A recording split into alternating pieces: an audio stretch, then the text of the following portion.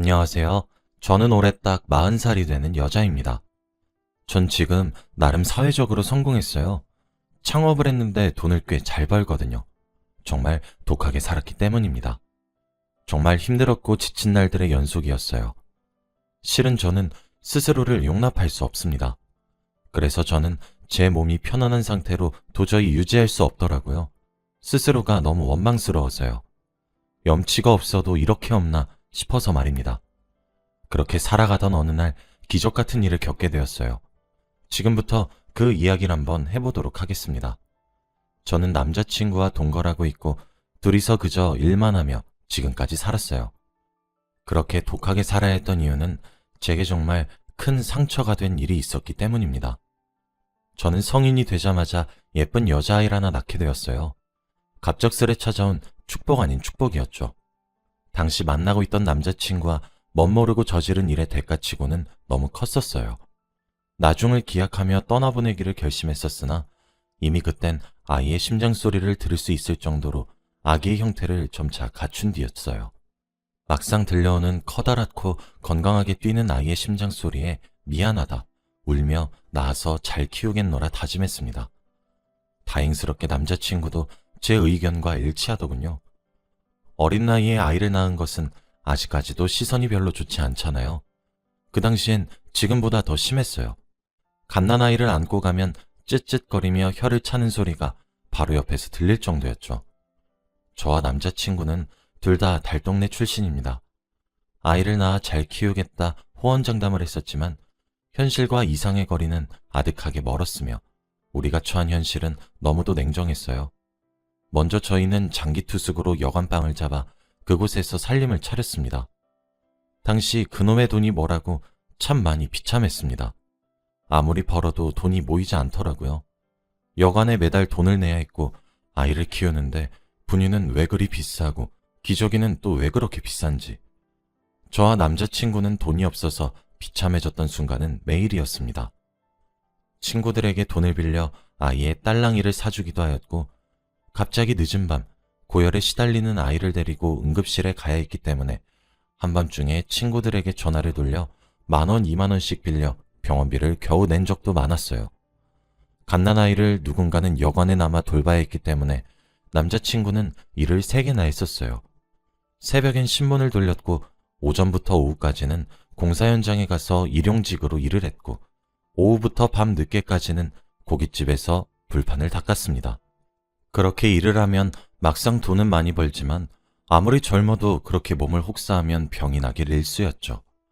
들어오는 돈은 꽤 있었지만 갑자기 아이가 아플 때를 대비해 돈을 빼놓아야 했고 남자친구의 병원비와 우리 생활비를 제외하면 남는 돈은 하나도 없었죠. 병원비라도 줄여보자 해서 남자친구는 일용직 일이 끝나면 곧장 집으로 와서 저와 교대해서 아이를 돌봤고 저는 그때부터 나가 오후부터 밤 늦도록 식당에서 설거지를 했습니다. 그 일이 끝나면 새벽 늦게까지 아파트에 전단지를 붙이는 일을 했죠. 그렇게 방법을 바꿨더니 적어도 저와 남자친구의 병원비는 줄어들어 조금 남더군요. 근데 그래도 돈은 부족했어요.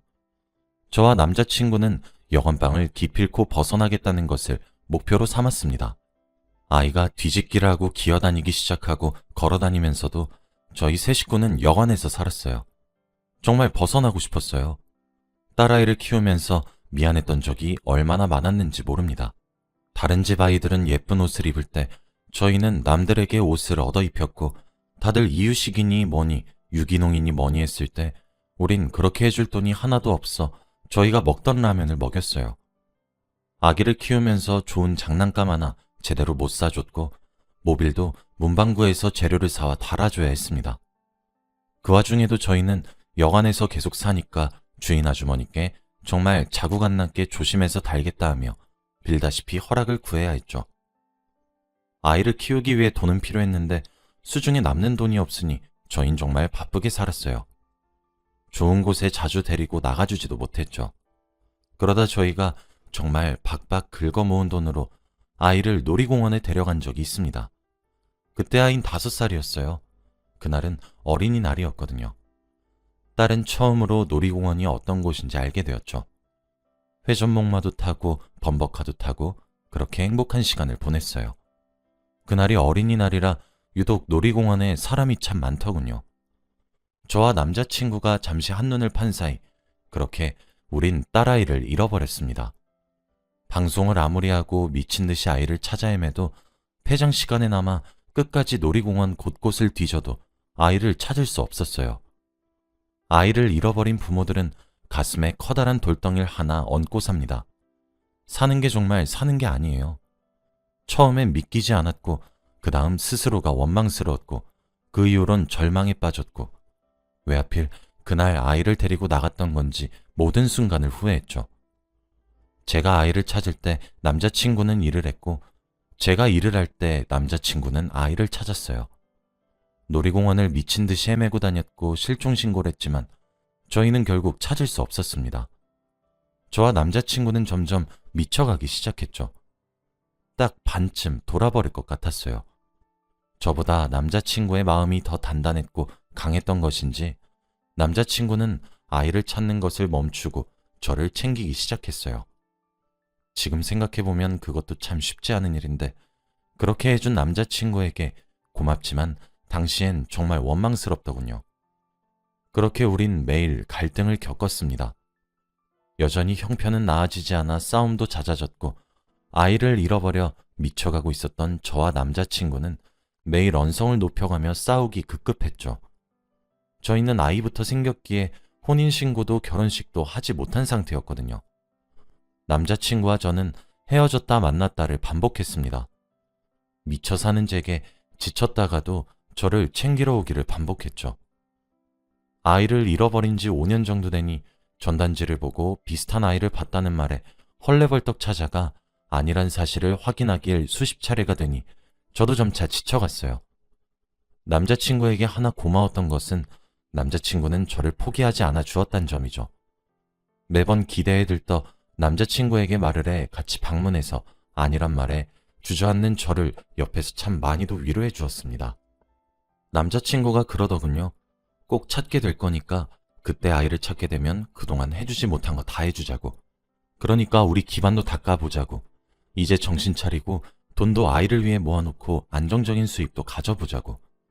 그러니까 여기서 주저앉지 말라고 우리 명의로 전셋집도 구해서 아이가 돌아오면 언제든지 모든 걸 해줄 수 있는 환경도 닦아놓고 싶은데 엄마란 사람이 이렇게 쉽게 지치면 되겠냐고 말이에요. 그 말에 기대어 일어섰습니다. 그동안 모은 돈으로 남편은 10평 남짓한 가게를 하나 얻었어요. 남편은 분식집을 오픈했고요. 남편은 저와 나이는 같았지만 저보다 훨씬 어른스러웠습니다. 옆에서 제가 지쳐 쓰러지면 일으켜 세워주고 울면 달래주고 그렇게 꾸역꾸역 저희는 살아갔어요. 점점 줄어드는 연락에 저도 남편도 점점 찾는 건 바라지도 않고 살아있기만 해달라 빌었죠. 그렇게 시간이 흘렀고 그 사이 우리는 여관방도 탈출해 작지만 아담한 집도 마련했고 돈도 꽤 많이 모였어요. 맛집 프로그램에 출연도 해서 매출도 많이 올랐죠. 번화가로 자리를 옮겨 더 큰 곳에서 장사를 할 수 있게 되었습니다. 우울했던 우리 부부는 점차 활기 있게 생활할 수 있게 되었어요. 사람이 많이 지나다니는 곳에서 일을 하게 되다 보니 일손이 모자랄 수밖에 없더라고요. 돈도 넉넉히 벌어들이고 있는 입장이라 알바를 쓰기로 결정했어요. 면접은 제가 담당했죠. 수많은 사람들을 대상으로 면접을 보았습니다.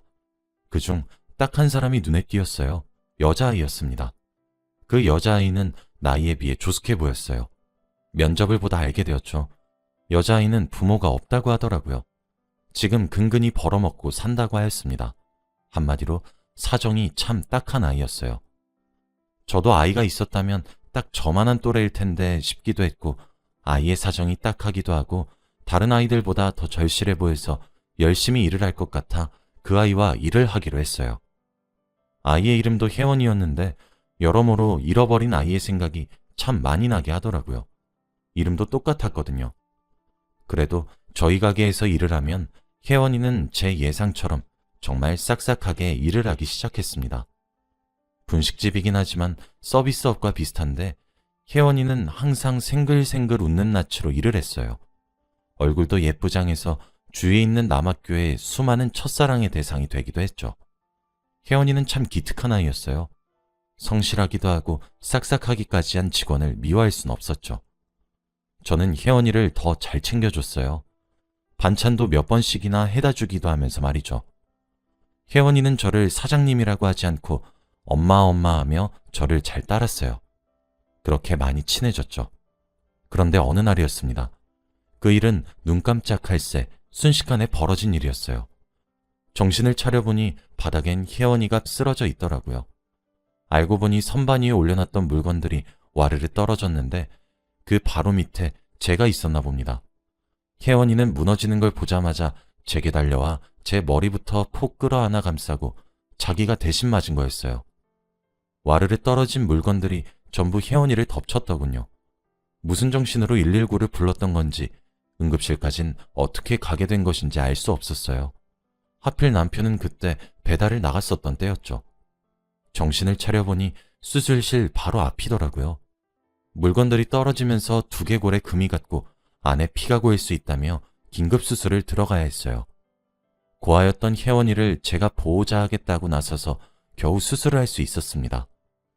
물건들을 맞으면서 어깨도 크게 찢어졌다고 출혈이 크다고 하더라고요. 도중에 혈액팩을 들고 뛰어다니는 모습을 보니 정말 가슴이 철렁했습니다. 수술 경과가 괜찮길 간절하게 기도했어요. 그 기도가 통했던 것인지 혜원이의 수술은 매우 성공적이었고 젊고 건강했던 터라 회복의 속도도 빨라졌죠. 소식을 듣고 찾아온 남편도 혜원이에게 고맙다며 눈물을 보였습니다. 그 순간부터 저희에게 혜원이는 더 이상 딱 한 알바생이 아니라 소중한 은인이 되었어요. 원래도 마음의 문이 닫혀 있었던 편은 아니지만 그 이후로 활짝 열렸죠. 저와 남편은 혜원이를 정말 딸처럼 여겼어요. 그런 저희의 애정과 친절이 혜원이에게 부담이 되는 것은 아닌지 종종 걱정이 되었었는데 나중에 들어보니 혜원이도 못 느꼈던 부모의 정을 느끼게 된 것 같아서 괜찮았다고 하더라고요. 저희 셋은 그렇게 가게를 운영해 나가기 시작했습니다. 모든 일이 순조로웠죠. 하지만 어느 날부터인가 혜원이의 얼굴이 많이 어두워지더라고요. 건강검진을 하는 날 이후로 말이에요. 아니나 다를까 건강검진에서 정밀검사를 해보자고 했다는 겁니다. 간 쪽이 이상하다고 하면서 말이죠. 어쩜 불안한 예감은 스쳐 지나가질 않는 것인지 혜원이는 간염에 의한 급성 간 부전이 왔더군요. 우리 부부는 그 소식을 듣고 바로 혜원이를 입원시켰어요. 상황은 날이 가면 갈수록 점점 악화되었죠. 혜원이는 결국 간 이식이 최선의 방법이었습니다. 내사자의 간을 기다리는 것도 순서에 너무 밀려 있어 거의 불가능에 가까웠어요. 정말 안타까웠습니다. 하얗고 말갛게 웃을 줄 알았던 혜원이의 얼굴은 점점 누런빛을 띄어가는 것이 보기 힘들 정도였거든요. 간 이식이 시급하다고 하더군요. 하루는 장사를 마치고 집을 가기 전에 혜원이의 병원에 잠시 들린 적이 있었어요. 혜원이는 안 자고 있더군요. 오늘 왠지 제가 올 것 같은 느낌이 들었다고 하면서요. 그러면서 우린 오랜만에 도란도란 이야기를 했어요. 혜원이가 자신의 과거 이야기를 해주더군요. 처음이었죠. 근데 등골이 오싹하더라고요. 혜원이는 엄마, 내가 내 얘기 해준 적 없죠? 오늘따라 왜 이렇게 기대고 싶어지는 건지 모르겠네. 나 이때까지 진짜 잘 버틴 것 같은데. 아니 내가 아까 악몽을 꿔서 그런가? 나 진짜 이제 얼마 안 남은 것 같고 그런 느낌이 들어서 그런가? 아, 마음이 좀 그래요. 사실 나 부모님이랑 어렸을 때 헤어졌었거든요. 엄마 아빠랑 놀이공원에 갔었는데 그때 잠시 정신 팔렸었단 말이에요. 근데 그 잠깐 사이에 엄마 아빠가 사라지고 없더라고요. 그리고 누군지도 모르는 어른들에 둘러싸여가지고 고아원에 가게 되었어요. 그런데 고아원에 가면 뭐해? 우리나라가 지원을 잘해주는 것도 아니고. 아이들은 모두 성장기라 배가 고프고 우리가 먹을 수 있는 양은 한정적이었어요. 매일 싸워야 했어. 이불 개수도 모자라서 비집고 들어가서 눈을 붙여야 했고 그랬는데 이렇게 죽을 거면 뭐하러 그렇게 열심히 살았는지 모르겠어요. 아, 엄마 만나려고 그랬던 건가? 라고 하면서 툭툭 자신의 얘기를 털어놓는데 여러분들도 느끼셨죠? 혜연이가 들려준 이야기에 위화감을요. 와, 정말 설마 싶더군요. 맞아요. 생각해보니 이상했어요. 제가 잃어버린 딸과 이름도 같았고 나이도 같았죠. 부모가 없었고 태어난 계절도 같았습니다. 그때 혜원이를 찬찬히 뜯어보다 혜원이의 손목에 제 눈길이 멈췄죠. 제가 낳은 딸은 왼쪽 손등 정중앙에 큰 점이 하나 있었거든요. 근데 그 점이 혜원이의 손등에도 있더라고요. 정말 소름이 끼쳤습니다. 빠르게 뛰어오는 심장 박동을 애써 무시하려고 노력했어요. 일단 몸조리 잘하고 나쁜 생각은 하지 말라며 혜원이의 칫솔을 들고 병실을 빠져나왔습니다. 그 길로 남편에게 찾아갔고 오늘 제가 알게 된 모든 일들을 설명하기 시작했어요. 제가 설명을 이어서 하면 할수록 남편의 표정은 굳어졌어요. 이야기가 끝났지만 남편은 한참 동안이나 말이 없었습니다. 이내 남편은 제게 유전자 검사를 한번 해보자는데 너무 기대하지 말자고 말을 하더라고요. 그렇게 우린 칫솔을 이용해 유전자 검사를 의뢰했어요. 결과는 놀랍게도 혜원이는 정말로 저희가 잃어버렸던 딸이었습니다. 결과를 종이로 받는 것은 시일이 조금 더 걸렸지만 유선으로 먼저 연락이 오더군요. 저흰 병원으로 미친 사람처럼 찾아갔어요. 그때부턴 일사천리였습니다. 혜원이에게 모든 것을 말하고 혜원이의 호적도 옮겼고 우리 부부는 적합성 검사를 실시했습니다. 그 중에서 재간이 적합하다고 결과가 나오더군요.